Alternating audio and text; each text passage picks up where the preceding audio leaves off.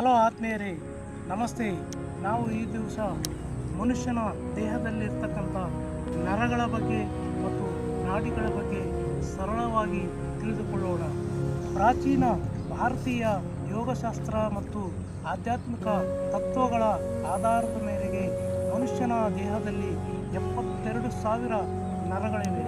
ಈ ನರಗಳು ರಕ್ತ ಸಂಚಲನೆಯನ್ನು ಮಾಡುತ್ತವೆ.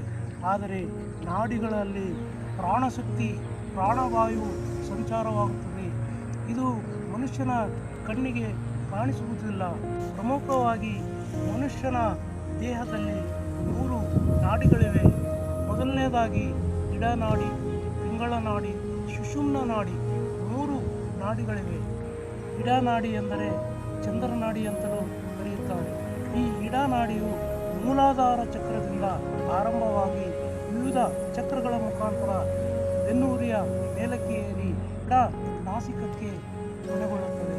ಇಡನಾಡಿಯ ಗುಣಗಳು ಶಾಂತಿ, ಶೀತಲ, ಸಮತೋಲನೆ, ಸ್ಥಿರತೆ, ಕಲೆ, ಸಾಹಿತ್ಯ, ಸಂಗೀತ, ಬರವಣಿಗೆ, ಭಾವನೆ, ಕಲ್ಪನೆಯನ್ನು ಪ್ರತಿನಿಧಿಸುತ್ತದೆ.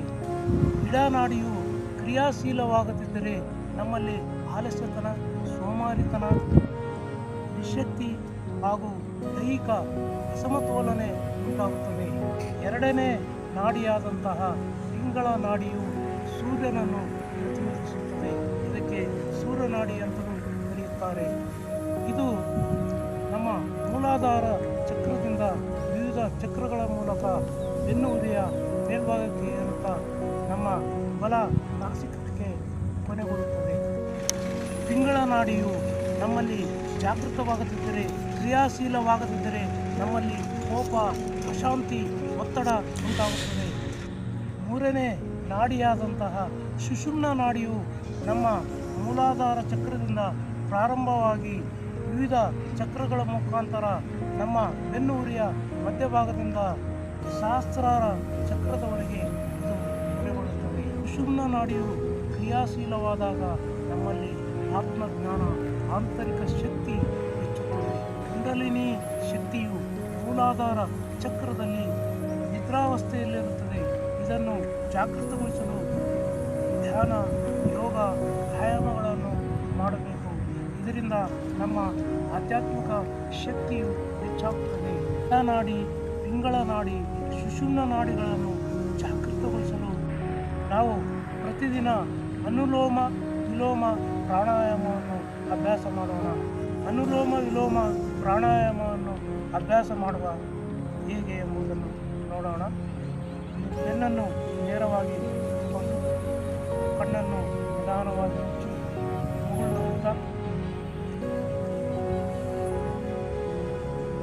ಎಡಗಡೆಯಿಂದ ಉಸಿರನ್ನು ನಿಧಾನವಾಗಿ ತೆಗೆದುಕೊಳ್ಳುತ್ತಾ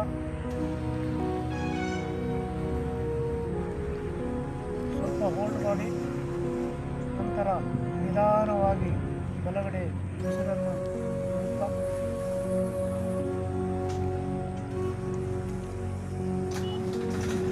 ನಂತರ ಬಲಗಡೆಯಿಂದ ಉಸಿರನ್ನು ನಿಧಾನವಾಗಿ ತೆಗೆದುಕೊಳ್ಳುತ್ತಾ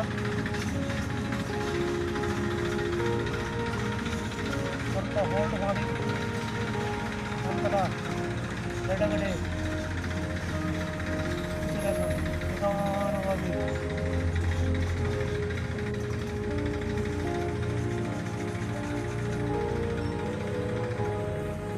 ಈ ರೀತಿಯಾಗಿ ನಾವು ಪ್ರತಿದಿನ ಕನಿಷ್ಠ 5 ನಿಮಿಷ ಮಾಡಿದಲ್ಲಿ ನಮ್ಮ ಎಲ್ಲ ನಾಡಿಗಳು ಶುದ್ಧವಾಗುತ್ತವೆ ಮತ್ತು ಇಡನಾಡಿ, ಪಿಂಗಳ ನಾಡಿ, ಸುಷುಮ್ನ ನಾಡಿಗಳು ಚೇತರಿಕೆಗೊಂಡು ನಮ್ಮನ್ನು ಆರೋಗ್ಯವಂತರನ್ನಾಗಿ ಮಾಡುತ್ತವೆ. ಎಲ್ಲರೂ ಪ್ರತಿದಿನ ಧ್ಯಾನ, ಯೋಗ, ವ್ಯಾಯಾಮಗಳನ್ನು ಮಾಡಿ ನಾವು ಆರೋಗ್ಯವನ್ನು ಚೆನ್ನಾಗಿಟ್ಟುಕೊಳ್ಳೋಣ.